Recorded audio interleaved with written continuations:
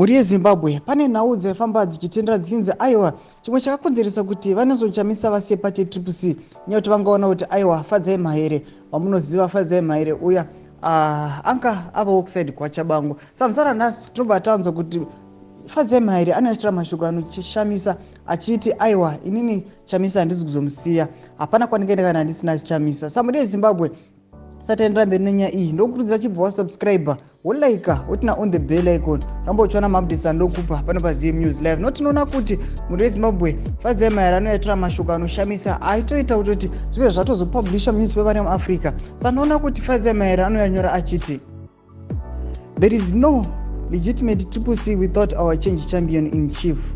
There is no legitimate parliament without respect for the will of the people. I stand by Advocate Nelson Chamisa's decision and join him in leaving the courage.